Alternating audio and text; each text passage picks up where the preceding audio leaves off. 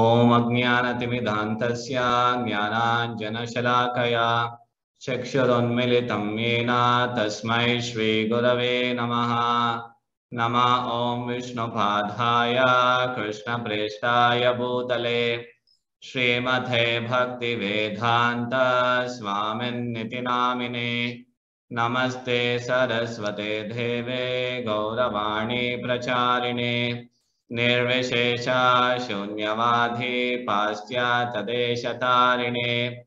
Jai Shri Krishna Chaitanya Prabhu Nityanand Shri Advaita Gadadhar श्रीवासादि Gaur भक्तवृंद।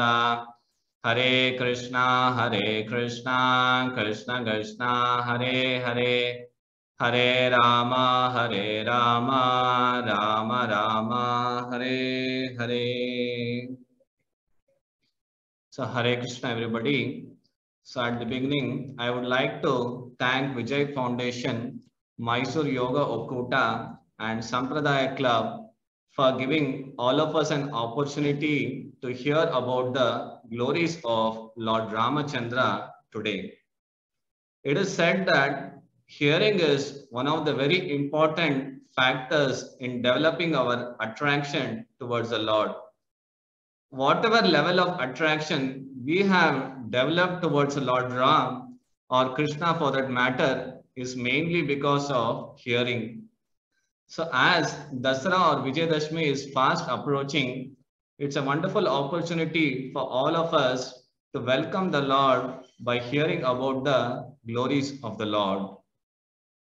It is said that one of the best gifts we all have been blessed with is this element of time.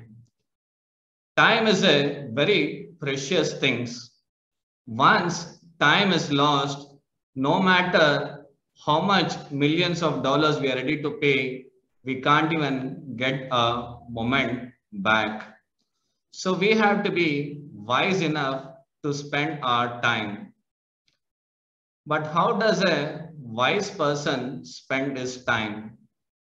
Chanakya Pandit says that Prataha Dyuta Prasanga, Madhyane Stri Prasanga, Ratro Chora Prasanga, Sakalaha Gachyati Dhimata.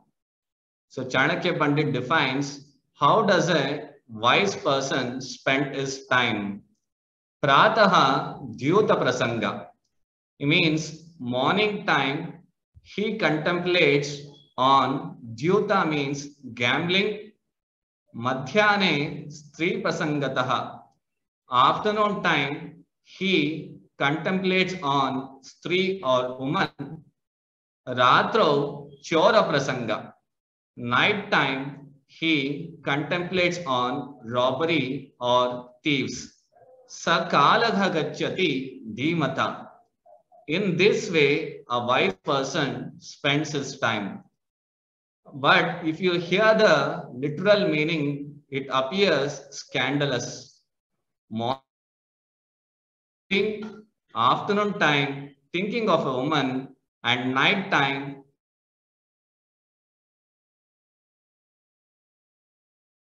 has a very hidden meaning in this verse. So morning time, we should contemplate on a literature which begins with gambling, that is Mahabharata, and the essence of Mahabharata is Bhagavad Gita. As our day begins, we should take the instructions of Bhagavad Gita and begin our day. As day progresses, Madhyane Stri Prasanga, afternoon time, we should contemplate on a literature which is centered around a woman, that is Ramayana. Ramayana is full of human interactions, emotions, and values. So as our day progresses, when our interactions with the world starts, so that is when the message of Ramayana becomes very important. Ratro Chora Prasanga. Night time, we should contemplate or discuss about the greatest of all the robbers, that is our beloved Krishna, Makan Chor, or Ranachor. And the literature which explains about Lord Krishna is Srimad Bhagavatam. Morning times Bhagavad Gita, afternoon time Ramayana, and night time discuss about Srimad Bhagavatam. This is how a wise person will spend his time. So today being the discussion about Ramayana, we will try to hear about the four learnings from Ramayana today. The literal meaning of Ramayana is Rama is Lord Ramachandra. Ayana means journey. It is a soul's journey towards Lord Ramachandra. And the first learning for today's session is the standard of a person is judged by the standard of his consciousness. Valmiki explains that Ramayana is happening at three different places. One is in Ayodhya, the place of Dasharatha, Kishkinda, the place of Vali and Sugriva, and Lanka, the place of Ravana. And in this three different places, we can see that the culture which was prevalent is explained by Valmiki. First, we'll hear about Ayodhya. What was the consciousness which was prevalent in Ayodhya? When Rama was instructed to be exiled the next day morning for 14 years, the instruction was Rama alone was supposed to be exiled. Mother Sita says that I am a duty-bound wife. I will follow wherever my husband goes. And Lakshmana is holding Lord Ramachandra's lotus feet, and Lakshmana is crying, Lord Rama, I also want to accompany you during your exile. But Rama tells to Lakshmana, Lakshmana, staying in forest involves a lot of austerities. You will be exposed to the extremes of weather, heat, cold, rain, and we have to walk along a thorny path. Why don't you stay back in this opulence of Ayodhya? Lakshmana tells to Lord Ramachandra, Lord Rama, for me, staying in forest with all the austerities is okay because you will be with me rather than staying in the opulence of Ayodhya without you. So this was the culture of consciousness which was cultivated by Lakshmana, that staying in forest with all the pains is okay as long as less drama is there with me compared to staying in Ayodhya amongst all the opulences without Lord Rama. So this was the Samskriti of Lakshmana. When all this was happening at that time, Bharata and Shatrughna will not be in Ayodhya. So as Ram, Lakshman and Sita start their exile, Bharata and Shatrughna come back to Ayodhya. Moment they come back to Ayodhya, they see that Ayodhya Vasis, all the inhabitants of Ayodhya are in deep sorrow. One is they have seen their beloved Lord Ramachandra sent to exile and their beloved King Dasharatha, not able to tolerate the separation of Lord Ramachandra, has left his body. And Bharata comes and sees that the final rites of Dasharatha has to be performed. Bharata takes the fire and goes to lit the pyre. Immediately, Vashishta Muni comes and tells Bharata, Bharata, stop, Bharata, stop. Your father, Dasharatha, has clearly told that at no cost, see to that Bharata will not perform my final rites because Bharata is the responsible for separating my beloved Ram. When Bharata hears this, he is totally heartbroken because His father, before dying, has misunderstood him, and he doesn't even have an opportunity to correct that misunderstanding. Then Bharata decides to go back and bring Lord Ramachandra. Bharata, along with the army of Ayodhya, approached towards Chitrakoot, where Ram, Lakshman, and Sita mother were staying. Bharata requests Ramachandra to come back, but Ramachandra says for him his father's words are his life and soul, and he would not like to violate that. And Ramachandra hands over his Paduka to Bharata. Bharata brings back that Paduka, keeps on the throne, and starts ruling Ayodhya as a representative of Lord Rama. In the Ayodhya, there is a very holy river by the name Sharayu. All the inhabitants of Ayodhya used to go and take a dip in this holy river every day. Bharata also used to go to take dip in this Sharayu river every day morning at 2:30. The only reason being, if it was little daytime, if the people of Ayodhya see Bharata, they used to throw stones at Bharata because all the inhabitants of Ayodhya had the misunderstanding that Bharata separated their beloved Ram. Here you can see we always think in our life that somebody has misunderstood, but see the level of misunderstanding Bharata had to undergo. Everybody in palace has misunderstood him. All the inhabitants of Ayodhya have misunderstood Bharata, but still being the representative of the king, Bharata has to work for the welfare of the Ayodhya Vasis. Because if he doesn't do it, Rama will be hurt.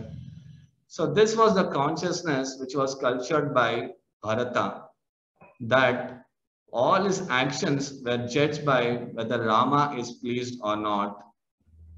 So when it comes to the other brother, Shatrughna, if Shatrughna wanted, he could have easily put aside Bharata and he could have become the king.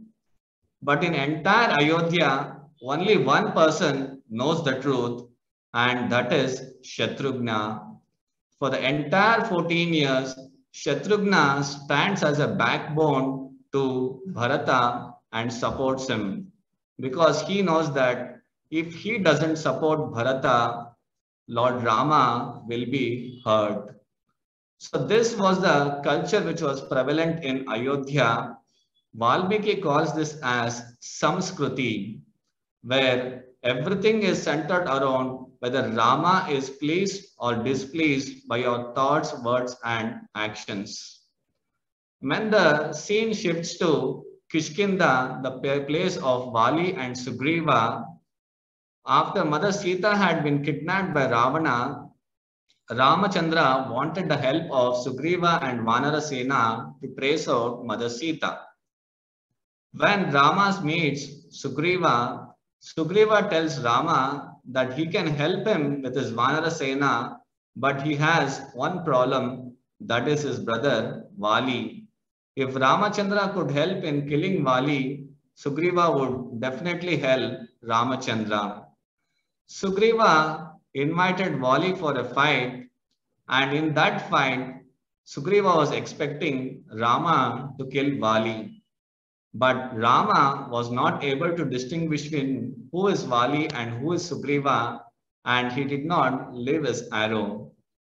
And Sugriva immediately runs away from his fight with Vali and comes and asks Rama that I had so much faith that you will kill Vali. Why didn't you kill Vali? Then Rama explains the situation. Actually, what would have happened is when Sugriva met Lord Ramachandra and Lakshmana first, Sugriva considered Rama to be his friend and just offered a seat to Ramachandra, neglecting Lakshmana. But Ramachandra wanted Sugriva to understand that without Lakshmana's blessings, he will not get the blessings of Lord Ramachandra. So Lakshmana put the Manipushpaka garland around Sugriva, and Sugriva took the blessings of Lakshmana. Lakshmana represents Guru Tattva. Without the blessings of the Guru, one can't get the blessings of the Lord. And in the ensuing subsequent fight, Vali was killed. So Sugriva promised Lord Ramachandra the help of his Vanara Sainya, but only thing remained was the Chaturmasya, or the 4 months of rainy season had come, and Sugriva told Ramachandra that after the 4 months he will definitely help Ramachandra. But once Sugriva goes back to his kingdom, and as there was no much opposition for him, he totally forgot about his commitment to Ramachandra. After 4 months had passed, Lord Ramachandra usually is a very composed personality. He gets angry. Seeing Ramachandra angry, Lakshmana tells Lord Rama, Lord Rama, please instruct me. I will immediately go and kill Sugriva. Rama tells to Lakshmana, you please go and warn Sugriva. Lakshmana goes to Sugriva and tells, the path along which we sent Vali, no, that is still open. And moment Sugriva hears this, he understands his mistake and comes back to help Lord Ramachandra to trace out Mother Sita. Valmiki explains this was the culture which was prevalent in Kishkinda. It is called as Prakriti. Prakriti means in times of difficulties, we want the Lord, but when we are blessed with opulence, we forget the Lord. Ayodhya was Samskriti, Kishkinda was Prakriti, and the scene shifts to Lanka, Lanka, the place of Ravana. Ravana means one who takes pleasure in seeing somebody cry. So this was the consciousness which was prevalent in Lanka, where seeing somebody in pain, undergoing trauma, undergoing suffering, one takes pleasure. So this is called as Vikriti. Ayodhya is Samskriti, Kishkinda is Prakriti, and Ayodhya is Vikriti. So we can see from these three places that the kind of consciousness which was prevalent. So this is our first learning, that if you want to judge the standard of a person, we can always judge by the standard of the consciousness the person has cultivated. And the second learning for today is that character is more important than accomplishments. Lord Ramachandra was well blessed with many wonderful qualities. So it is said that we always think that, or because Ramachandra possessed these wonderful qualities, Lord Ramachandra is glorified. Actually, it's the other way around. Because these wonderful qualities were possessed by Lord Ramachandra, these qualities are glorified. Just like in Bhagavatam, it is explained that when we offer a garland or jewelry to Krishna, we think Krishna is looking beautiful because Krishna is wearing this garland or jewelry. But it is the other way around. The garland or the jewelry is looking beautiful because Krishna is wearing it. There are many wonderful qualities of Lord Ramachandra, and one thing which we are going to focus now is quality of Guru Nishtha, obedience to following the instructions of the Guru. Vishwamitra comes to Dasharatha Maharaj and tells him that he wanted his son Rama to defeat a few demons who were disturbing his fire sacrifices. Dasharatha was hesitant, but Vashishta Muni convinces Dasharatha to hand over Ram and Lakshman to Vishwamitra. So when Vishwamitra, Ram and Lakshman are proceeding through the forest, They come across a demoness Rakshasi Tataki. Vishwamitra orders Ram to kill Tataki. For a moment, Ram hesitates. He thinks, this is the first time I'm going to kill any demon, and that too, she is a woman. Kshatriya rule says that Kshatriya should never attack or kill a woman. So Rama is hesitant for a brief moment of time, but he realizes that following the Guru's instructions is more important, and he kills Tataki. Here we can understand that if Ramachandra's hesitation was, if I kill this woman Tataki, then people will start commenting about me. But here we should understand that Guru's grace is more important than public disgrace. So after this, Vishwamitra takes Ram to the fire sacrificial arena, and Rama kills the demon Subahu, and Maricha is sent thousands of miles away. Being pleased with this action of Rama, Vishwamitra bestows a lot of weapons to Ram and Lakshman. Next, Vishwamitra takes them to Mithila, where the Swayamvara of Sita was happening. Vishwamitra tells Lord Rama, you go and lift the Shiva Dhanush and string it. Ramachandra, the Shiva Dhanush, which all the Kshatriyas assembled there, had struggled to move even a few inches. He lifted that Shiva Dhanush very comfortably and strung it and broke it. Seeing this, Mother Sita was very happy. She came near Lord Ramachandra to garland him. Ramachandra said, stop, stop. My Guru has given me the instruction just to break this Shiva Dhanush, not to marry you. At that point, Vishwamitra comes and tells Lord Rama that you have my blessings, you can marry Sita.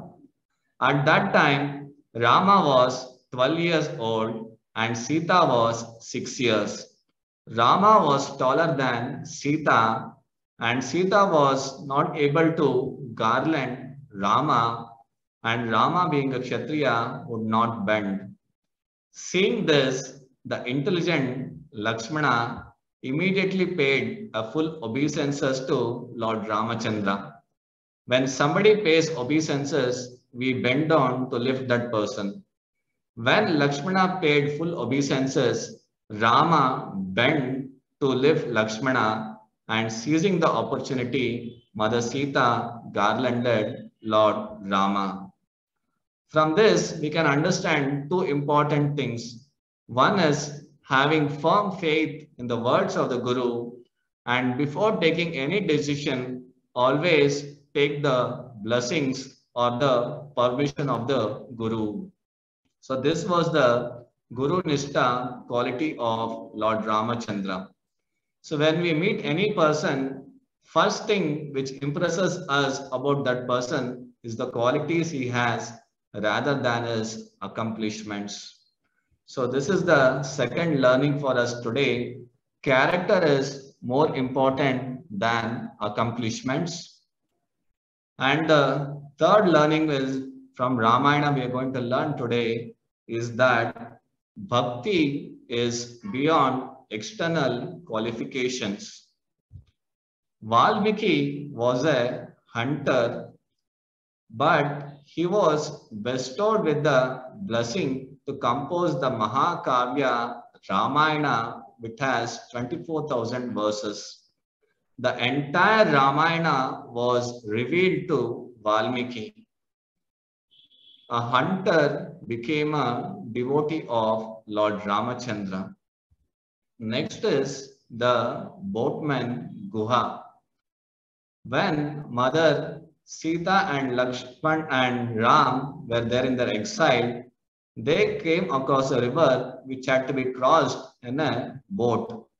At that point of time, there was this Guha who was a boatman as well as from a tribal background. He volunteered to take Mother Sita and Ram from the one side of the river and make them cross over to the other side. Seeing the hospitality of Guha, Mother Sita was very much impressed. Mother Sita removed her personal ring and gave it to Lord Ramachandra to hand over to Guha. When Ramachandra proceeds to hand over that ring to Guha, Guha stops Lord Ramachandra and asks him, Lord Ram, is this the price you want to pay me for helping you cross from one side of the river to other? Then I will not accept this, because between two equals there is never a exchange of opulence or money. Ramachandra smiled. Between two equals, Rama was a Kshatriya and Guha was a tribal boatman. So Rama was not able to understand what is this equalness which was being spoken by Guha. Then Guha told Lord Ramachandra, Lord Ram, I as a boatman take passengers from this side of the river, help them cross over to the other side. This is what I do as a boatman, and I believe you are also a boatman. You take the spirit souls or living entities from this side of the material world and help them cross over the Vaitarini river to the spiritual world. I cross passengers from one side of the river to other, and you cross living entities from the material world to the spiritual world. Hearing this, Rama was very much happy, and Guha told to Lord Ram, when my time comes to cross over this material world to the spiritual world, you can please pay me back at that time by helping me to cross over. Here we can see the devotion of Guha towards Lord Rama. A hunter became a devotee, a boatman became a devotee. And next is Jatayu. Jatayu was a vulture. Jatayu did not have the strength to take and fight with Ravana. When Ravana cut the wings of Jatayu, Jatayu gets injured and falls down. And at that point, Rama comes and nurses Jatayu, and Jatayu leaves his body in the hands of Ramachandra. Ramachandra gives the position of father to Jatayu. Generally, the final rites of the father is performed by the son. So Jatayu was given a fatherly position by Lord Ramachandra, and Ramachandra performed the final rite of Jatayu. Here we can see a hunter became a devotee, a boatman became a devotee, a vulture became a devotee, and Sugriva was a Vanara. He was a friend of Lord Ramachandra, and also the squirrels which helped Lord Ramachandra build the bridge towards Lanka, and also the Hanuman and the entire Vanara Sena. Here we can see that Bhakti is beyond external qualifications. So irrespective of the external qualification, the internal devotion, surrender and submissiveness to the Lord's instructions is more important. So the three instructions which we have learned so far is the standard of a person is judged by the standard of consciousness he has cultivated. And the second is character is more important than accomplishments. And the third is bhakti is beyond external qualifications. And the final lessons we are going to learn now is differences of opinion should not lead to disruption of relationships. So when the war between Ravana and Lord Ram had started, Vibhishana tries every possible way to convince Ravana to hand over Mother Sita to Lord Ramachandra. When all his efforts failed, Vibhishana decided to quit the side of Ravana and proceed towards the side of Ramachandra. So when Ramachandra arrives at the place where Rama and all the other Vadanas have gathered, Rama wanted to know the opinion of the Vanara heads about accepting Vibhishana. Rama asked Sugriva what is his opinion. Sugriva tells Rama that Vibhishana is a Rakshasa. He is the brother of Ravana and we can't afford to trust him. He might be a spy who has been sent by Ravana. So at the time when his brother is going through so much difficulty, he has let him down and come here. What is the guarantee he will not let us down? So let us immediately kill Vibhishana. So then Ramachandra asked Hanuman's opinion. Hanuman, seeing the demeanor of Vibhishana, tells Lord Ram, for me, Vibhishana appears like a devotee. When I was in Lanka as a messenger, when Ravana tried to harm me, Vibhishana was the only one who opposed and told Ravana, when somebody has come as a messenger, we should not harm him. So Hanuman told Ram that we should wholeheartedly accept Vibhishana.